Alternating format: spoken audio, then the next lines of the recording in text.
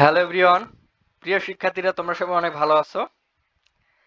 আজকে একটা গুরুত্বপূর্ণ নিউজ নিয়ে তোমাদের সাথে আলোচনা করব। যারা প্রথম মেরিট লিস্টে সাবজেক্ট পাইছে বিভিন্ন বিশ্ববিদ্যালয়ে, তাদের আজকে ভর্তির সময় শেষ হয়ে গেছে। 5টা পার হয়ে গেছে, মানে তাদের ভর্তি শেষ।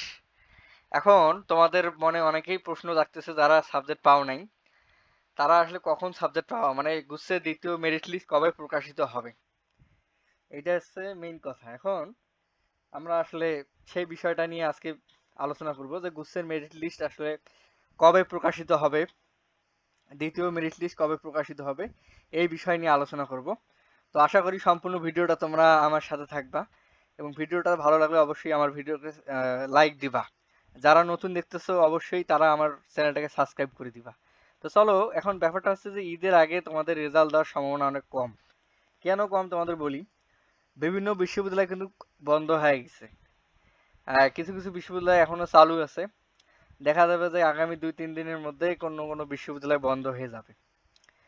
যদি বন্ধ না হয়, যদি গুচ্ছ তোমাদের হচ্ছে যে মানে তোমাদের যদি ঈদের আগেই তোমাদের রেজাল্টটা দেয় এবং ভর্তি পরীক্ষা সম্পূর্ণ করতে চায়, এটা কিন্তু মোস্টলি ইম্পসিবল বলা চলে। কারণ কি হচ্ছে, 17 তারিখে ঈদ, তার মানে অ্যাটলিস্ট 13-14 তারিখের দিকে তোমাদের হচ্ছে যে বিভিন্ন বিশ্ববিদ্যালয় বন্ধ হয়ে যাবে। তো সেই কারণে ঈদের আগে তোমাদের রেজাল্ট দেওয়ার সম্ভাবনা খুব কম। যদি তোমাদের রেজাল্ট 10 থেকে 11 তারিখে দেয়,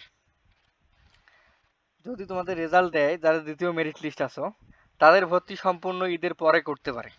রেজাল্ট হয়তো ঈদের আগে দেবে, কিন্তু তাদের ভর্তি পরীক্ষা সম্পূর্ণ ঈদের পরে করবে। এটা কিন্তু করতে পারে, কিন্তু এটা কখনো সম্ভব না। আর যদি 10 তারিখ বা 9 তারিখের মধ্যে রেজাল্ট দেয়, তাহলে তোমাদের 13 বা 14 তারিখের মধ্যে ভর্তি ক্লোজ করে দিতে পারে, কিন্তু এই সম্ভাবনাটা খুব কম। তো আসলে ঈদের আগে রেজাল্ট দেওয়ার সম্ভাবনা খুব কম, তবে আমরা আপডেট পেলে তোমাদের জানাবো। যদি মোটামুটি আপডেট পাওয়া যায় তাহলে জানাবো। এখন হচ্ছে যে ঈদের পরে আসলে সম্ভাব্য সময়, ঈদের পরে আসলে 24-17 তারিখ যদি ঈদেও হয়, তাও 18-19 তারিখ বা 22-23 তারিখ, আসলে মোটামুটি ঈদের পরে একটু সবাই ছুটি কাটায়। তো ঝামেলাটা হচ্ছে এই জায়গায়। ওই জন্য তোমাদের ঈদের পরেও রেজাল্ট যদি পাবলিশড হয়, সে কার্যক্রম চালু হইতে হইতে কিন্তু অনেক সময় লাগে। এই হচ্ছে মেইন কথা আর কি। ঈদের পরে তোমাদের হচ্ছে যে 21 তারিখ, 22 তারিখ, 23 তারিখ, 22 তারিখ, 23 তারিখ, 17 তারিখ মনে করি ঈদ শেষ, 19 তারিখ পর্যন্ত ঈদের ছুটি আছে আর কি। অনেক বিশ্ববিদ্যালয় 21 তারিখে খুলবে। 21 তারিখ হচ্ছে বৃহস্পতিবার, মানে শুক্রবার।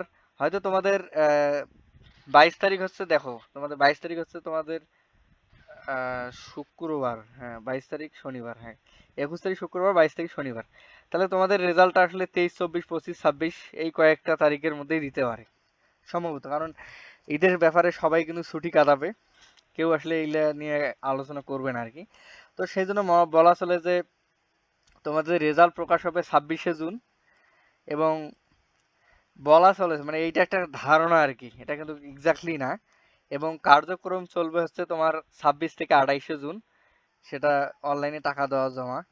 আর কাগজপত্র জমা দানের সময় হচ্ছে তোমার 27 থেকে 29শে জুন। এইটা হচ্ছে বিষয়। তো আশা করি তোমরা বুঝতে পাইছো। তো এটা আসলে কিন্তু এক্স্যাক্টলি না, এটা একটা ধারণা, মনে হচ্ছে যে এটা। আর তোমাদের রেজাল্ট ঈদের আগে প্রকাশ করা খুব সম্ভাবনা খুব কম। ঈদের আগে প্রকাশ করার সম্ভাবনা খুব কম। খুব কি কম, বুঝে গেছি। আশা আশা করি তোমরা বুঝছো, খুবই কম। ঈদের আগে তোমাদের রেজাল্ট পাবলিশ করা খুব, মানে সম্ভাবনা খুব কম। যদিও বা দেয়, তাহলে ঈদের পরে ভর্তি কার্যক্রম শুরু হবে। এটা হচ্ছে বিষয় আর কি।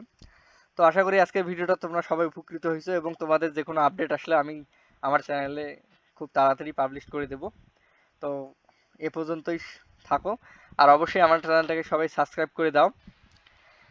আর যদি ভিডিওটা ভালো লাগে তাহলে তোমাদের বন্ধুদের মাঝে শেয়ার করে দিবা। ধন্যবাদ ভিডিওটি দেখার জন্য।